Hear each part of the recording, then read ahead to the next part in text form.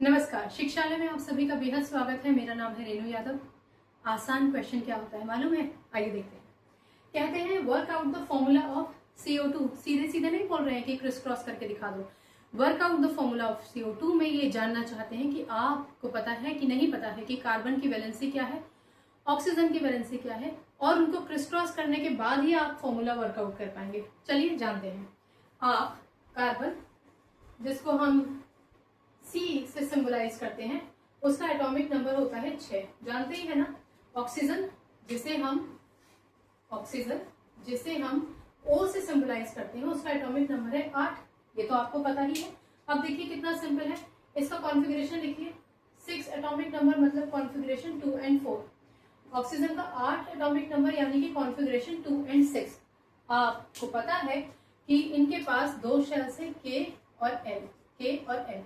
आप जानते हैं कि जो L शेल है उसमें कम से कम 8 इलेक्ट्रॉन होने चाहिए, लेकिन कार्बन के केस में इसके पास सिर्फ 4 इलेक्ट्रॉन है।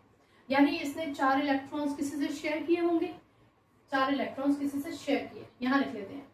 इसके पास है 6 इलेक्ट्रॉन्स, यानी इसने किसी से 2 इलेक्ट्रॉन लिए होंगे। आप जानते हैं ना, 4 से इलेक्ट्रॉन ज्यादा हो, 5, 6 या 7, तो एटम इलेक्ट्रॉन ले लेता है जितने इलेक्ट्रॉन्स की शॉर्टेज हो। इसके पास 6 इलेक्ट्रॉन है, यानी इसने किसी से 2 इलेक्ट्रॉन्स लिए होंगे।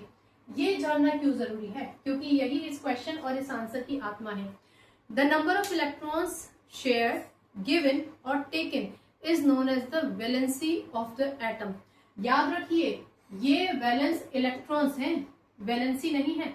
वैलेंसी क्या है? वैलेंसी वो नंबर ऑफ इलेक्ट्रॉन्स है जो कोई भी एटम शेयर करता है ऑक्टेट कंप्लीट करने के लिए, किसी को देता है अपने आप को स्टेबल करने के लिए इलेक्ट्रॉन, या किसी से इलेक्ट्रॉन्स लेता है ताकि वो स्टेबल हो पाए। क्योंकि बच्चे यहाँ पर कंफ्यूज हो जाते हैं, इसलिए इन्होंने सीधे सीधे लिख दिया वर्कआउट द फॉर्मूला, क्योंकि इनको पता है आप कंफ्यूज हो सकते हैं। पर आप याद रखिए, जो आउटर मोस्ट शेल में इलेक्ट्रॉन्स है वो वैलेंस इलेक्ट्रॉन्स है, वैलेंसी नहीं है। और जब हम फॉर्मूला लिखते हैं तो हमें एलिमेंट्स की वैलेंसी पता होना चाहिए। एलिमेंट्स के जो एटम्स फॉर्मूला बना रही हैं उनकी वैलेंसी हमें पता होनी चाहिए। अब आप जानते हैं कि कार्बन की वैलेंसी है 4, लिख दीजिए नीचे 4। आप जानते हैं ऑक्सीजन की वैलेंसी है 2, नीचे लिख दीजिए 2। और फिर आपको पता ही है क्रिस क्रॉस करना है, कर दिया हमने क्रिस क्रॉस। तो आपके पास आ जाता है C का मल्टीप्लीकेशन 2 से और O का मल्टीप्लीकेशन 4 से, ठीक है ना। अब आप गणित के स्टूडेंट हैं ही, ये आपको पता है 2 to the 4। अब 2 2s are 4 कहने की आदत नहीं है, बचपन से 2 to the 4 पढ़ा है, तो अपनी भाषा में बोल देती हूँ। यानी ये कैंसिल हो जाएगा, यहाँ पे 2 आ जाएगा, तो CO2। इसका मतलब हमारा जो फॉर्मूला हो जाएगा CO2। इन्होंने workout the formula of CO2 जब कहा ना, तो याद रखिए आपको भ्रमित करने की कोशिश कर रहे हैं।